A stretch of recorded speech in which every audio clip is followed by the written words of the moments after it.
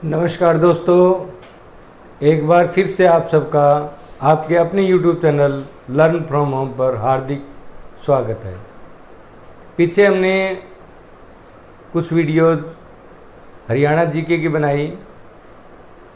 आज जो है टॉपिक थोड़ा चेंज कर रहे हैं। मैथमेटिक्स का एक टॉपिक करवा रहा हूँ मैं आपको, जो सबसे महत्वपूर्ण है और सभी परीक्षाओं में, चाहे वो किसी तरह का एग्ज़ाम हो, कॉम्पिटिटिव एग्ज़ाम होगा, उसके अंदर आपको इस टॉपिक से प्रश्न जो है ज़रूर मिलेंगे। और इसको आप बहुत ही छोटी कक्षा से, छठी, सातवीं, आठवीं, नौवीं सभी कक्षा में आपने ये टॉपिक किया है, लेकिन ध्यान नहीं रहता।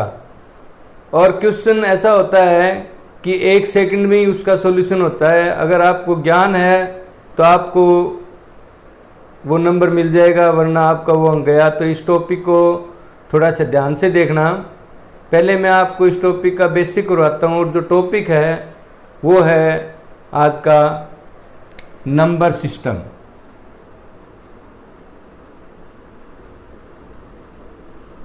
नंबर सिस्टम यानी कि संख्या पद्धति।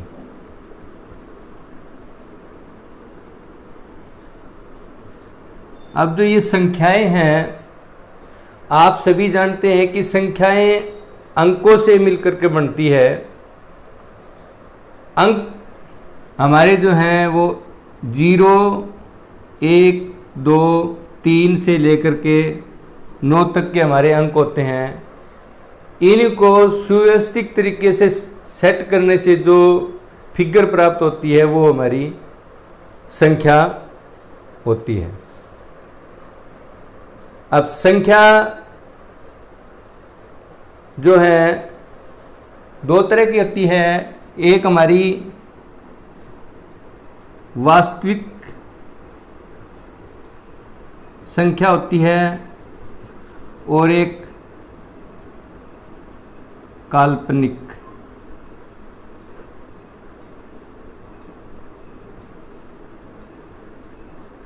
काल्पनिक में हम सपोज करते हैं, जैसे x, y, a, b। और वास्तविक हमारी जो है ना, अंकों के द्वारा बनी हुई संख्या को वास्तविक नंबर कहते हैं। ये प्रश्न भी जो है ना आ जाता है कि वास्तविक संख्या इनमें से पूछ ले कि 1, 2 या 1, 3, 5 और a, इनमें काल्पनिक संख्या कौन सी है। तो सपोज, जिसको ए सपोज किया जाता है, वो काल्पनिक संख्या होती है। अब जो कोई भी संख्या होती है उसके अंदर 2 तरह की वैल्यूज होती हैं। जैसे मैं संख्या लेता हूँ, एक डिजिट लिखता हूँ संख्या,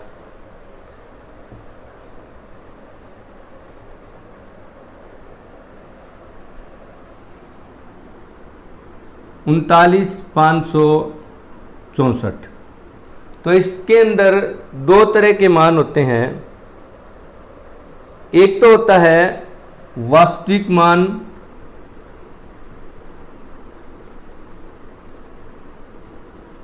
जिसको फेस वैल्यू कहते हैं,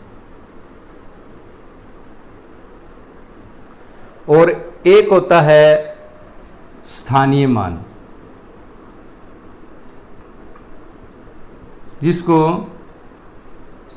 प्लेस वैल्यू कहा जाता है।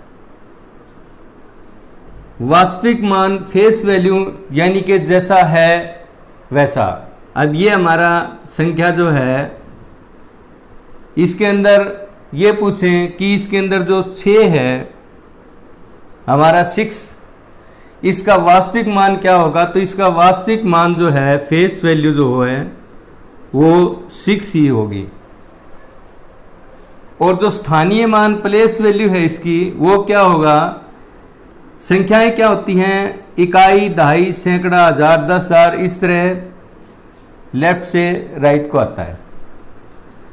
तो ये इकाई और दहाई, दहाई के अंक पर हैं यानी कि 10th डिजिट है, 10th डिजिट है तो 10th को लिखते हैं हम 10 6 गुणा में 10, यानी इसको हम सपोज कर लेते हैं x, तो x मल्टीप्लाई बाई 10। तो हमारा इसका जो प्लेस वैल्यू होगा, स्थानीय मान वो जो है वो हमारा 6 गुणा में 10 यानी कि 60 होगा। ये हमारे इनके मान हुए। ये इस तरह के क्वेश्चन आ जाते हैं, पूछ लिया जाता है कि इसके अंदर जो है 9 की जो प्लेस वैल्यू है वो क्या होगी। अगर आपको पता है, बेसिक पढ़ा हुआ है, तो आप फटाक से उसका आंसर ऑप्शन में से देख देंगे कि इसकी जो प्लेस वैल्यू है वो 9000 बनेगी। और अगर इसका वास्तविक मान फेस वैल्यू पूछ लेते तो 9 की 9 ही रहेगी। बेसिक पता है तो ही आपको पता होगा, बेसिक पता नहीं है तो आपको नहीं पता होगा, चाहे आप क्वेश्चंस कितने ही कर लो। अब आगे चलते हैं। जो संख्याएं हैं, नंबर्स,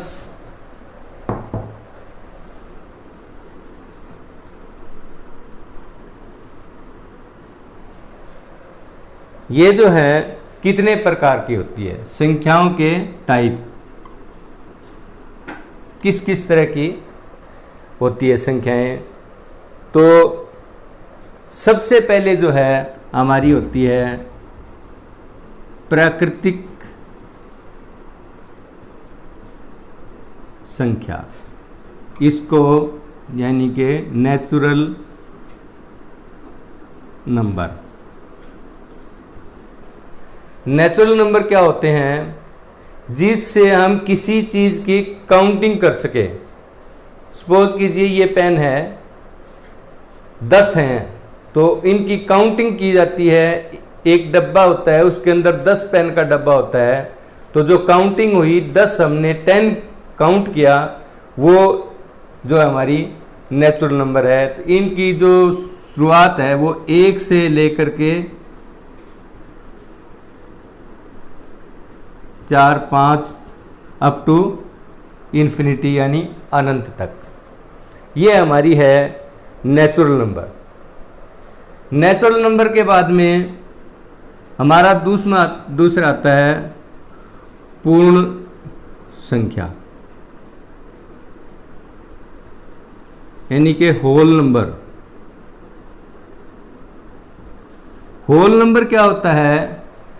इस नेचुरल नंबर में 0 जोड़ दो, 0 और लगा दो, तो हमारी पूर्ण संख्याएं बन जाएगी।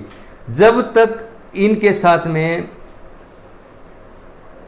0 नहीं लगेगा, 0 काउंट नहीं करेंगे हम, 0 1 2 3 4, तो ये 0 लगते ही जो है ना पूर्ण संख्या हो जाएगी। क्योंकि किसी संख्या को बनाने में 0 का बहुत महत्व होता है। इसलिए होल नंबर में सारे नेचुरल नंबर और साथ में 0, ये हमारा होल नंबर हो गया। अब आती है हमारा तीसरा आता है जिसको कहते हैं पूर्णांक, यानी कि इंटीजर्स। इंटीजर्स क्या होते हैं कि सभी पूर्ण संख्याएं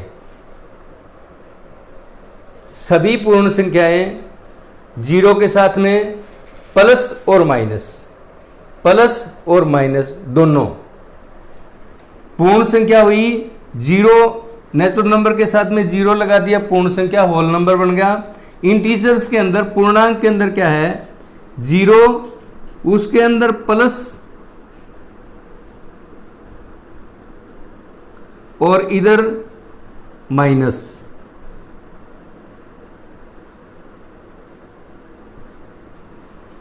ये जो है ये हमारे इंटीजर्स हैं। ये पॉजिटिव और नेगेटिव, नेगेटिव वालों को नेगेटिव इंटीजर, पॉजिटिव को पॉजिटिव इंटीजर। 0 जो है ना ही नेगेटिव है और ना ही हमारा पॉजिटिव होता है। अब आगे है परिमेय और अपरिमेय संख्याएं।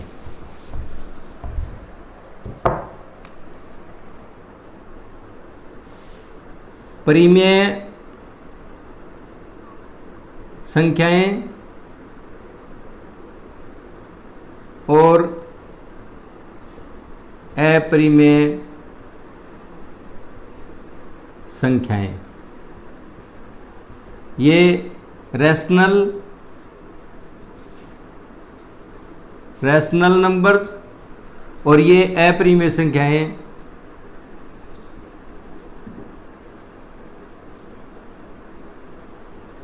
Irrational numbers. अब देखिए, जो रैशनल नंबर हैं वो क्या होते हैं, जिसको P बाई क्यू के रूप में लिखें, परंतु साथ में P और Q दोनों जो है इंटीजर होने चाहिए और Q जो है वो 0 के बराबर नहीं होना चाहिए। इस रूप में जो लिखा जाएगा, इस रूप में जिसको लिखेंगे वो रैशनल नंबर होगा। यानी कि रैशनल नंबर कौन सा हुआ, जिसको P बाई क्यू में लिखा जा सके, जिसकी वैल्यू डिफाइन हो सकती है, आके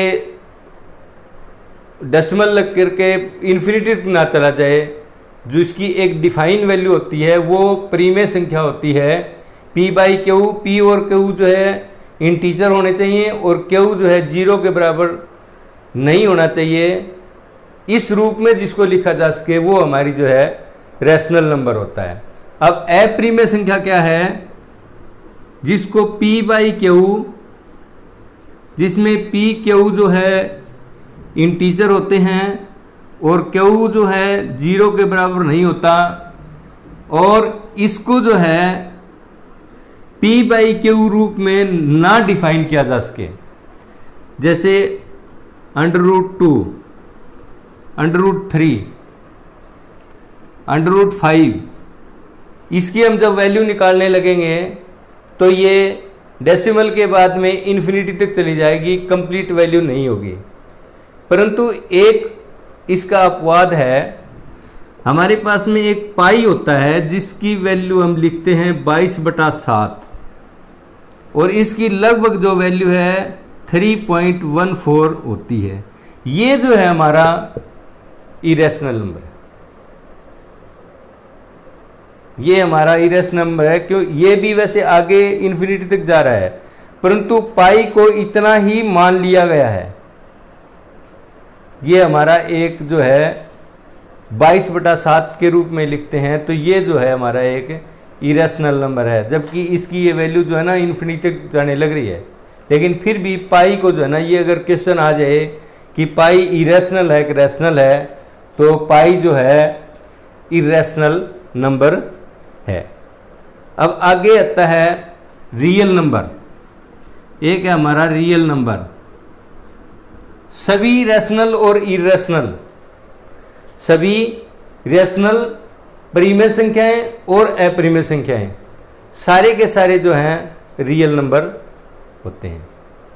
अब अगले जोड़े की तरफ चलते हैं।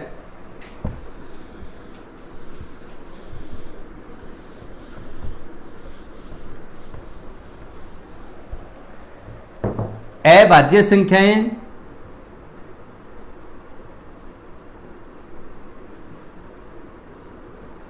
और दूसरा है भाज्य संख्याएं। अभाज्य संख्याएं यानी कि प्राइम नंबर।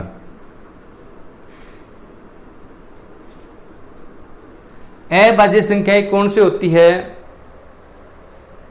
वो संख्या जो एक से या अपने से, इसके अलावा किसी से पूर्ण भाग ना होती हो, पूर्ण रूप से भाग ना हो, उसको अभाज्य संख्या कहते हैं। इसकी शुरुआत जो है, पहला इसकी जो सबसे छोटी अभाज्य संख्या है वो 2 है। 2, 3, 5, 7, 11, 13 और अप टू इन्फिनिटी। ये जो है हमारी अभाज्य संख्याएं हैं, प्राइम नंबर। अब क्वेश्चन ये पूछ लिया जाता है कि 0 से लेकर के 100 तक की अभाज्य संख्याएं बताएं, यानी कि प्राइम नंबर बताएं, तो इनकी टोटल जो नंबर है ये तो आप याद ही कर लो, 25 होती हैं। बाकी आगे क्वेश्चन में बताएंगे कहाँ से लेकर के, यानी 0 से लेकर 25 तक कितनी है भाज्य संख्याएं हैं, 25 से लेकर के 50 कितनी है, ये कहते 20 से लेकर के 70 तक कितनी है भाज्य संख्या है। कहीं से लेकर के कहीं तक आपसे पूछा जाता है। आगे क्वेश्चन में जो है सारी की सारी बातें ये समझाई जाएगी जब हम क्वेश्चन लेंगे। अब भाज्य संख्याएं कौन सी है, वो संख्या जो एक दूसरा नंबर अपने आप से और कम से कम एक दूसरे से, दूसरे डिजिट से जो भाग होती है वो भाज्य संख्याएं होती है। जैसे 2, 4, 6, 8, 9, ये जो है कई बार जो है ना गलती में 9 को अभाज्य में डाल देते हैं। 9 3 से डिवाइड हो रहा है, कंप्लीट। तो 9 जो है कई बार 39 इसको अभाज्य में डाल लेते हैं। 39 कट रहा है, 13 3 39, ये गलती हो जाती है। तो ये देखना है अभाज्य के अंदर वो संख्या जो या तो 1 से डिवाइड हो, यानी कि 1 से तो सभी डिवाइड हो जाएंगी, और या अपने आप से डिवाइड हो, इसके अलावा किसी अंक से किसी डिजिट से डिवाइड पूर्ण डिवाइड ना हो। यूँ तो हम डिवाइड करते हैं डेसिमल लगा करके, लेकिन वो पूर्ण रूप से डिवाइड ना हो, वो अभाज्य संख्याएं होती है। भाज्य संख्याएं वो है जो 1 से, अपने आप से और कम से कम एक अंक से, एक अंक और, वो जो है अभाज्य संख्या होती है। 2 नहीं होती, सॉरी, 2 जो है अभाज्य संख्या है। अब आगे और देखते हैं। ये जो है प्राइम नंबर होता है और इसको इंग्लिश में लिखा जाता है कंपोजिट नंबर। जो भाज्य संख्या है वो कंपोजिट नंबर होता है। अब इसी तरह का जो है ना एक मिलता जुलता दूसरा नाम है को प्राइम नंबर। को प्राइम नंबर यानी कि सह अभाज्य संख्या, ऐसा जोड़ा जो अभाज्य हो, जिसका जो HCF है, महत्तम समापवर्तक अपवर्तक हाईएस्ट कॉमन फैक्टर हमेशा 1 आए, महत्तम, वो जो है को प्राइम होता है। जैसे फॉर एग्जांपल मैं लेता हूं को 8 15 3 4 5 6, इनका सबका जो महत्तम है यानी HCF है, कॉमन हाईएस्ट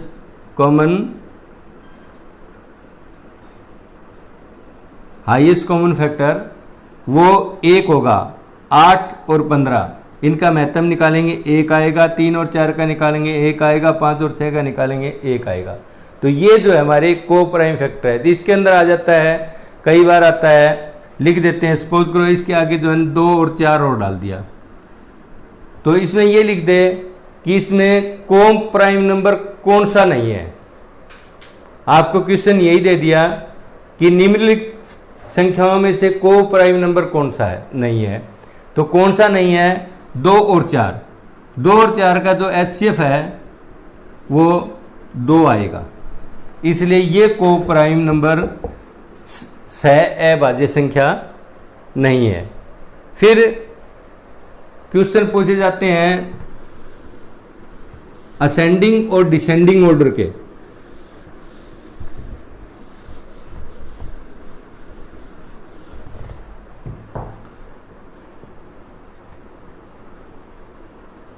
असेंडिंग और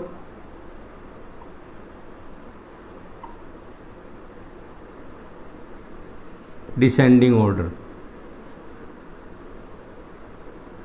ये क्या होता है? असेंडिंग ऑर्डर सिंपल भाषा में छोटी संख्या से बड़ी संख्या की तरफ, जिन संख्याओं को बिखरे हुए से अंक पड़े हैं उनको असेंडिंग ऑर्डर में लिखना है। जैसे लिखा पड़ा है 3, 1, 5, 8, 11, 9, इनको असेंडिंग ऑर्डर में अब लिखेंगे तो सबसे पहले क्या आएगा 1, फिर आएगा 3, फिर आएगा 5, फिर आएगा 8, फिर आएगा 9, फिर आएगा 11। ये इसका असेंडिंग ऑर्डर हुआ। और दूसरा क्या है डिसेंडिंग ऑर्डर, यानी कि बड़ी संख्या से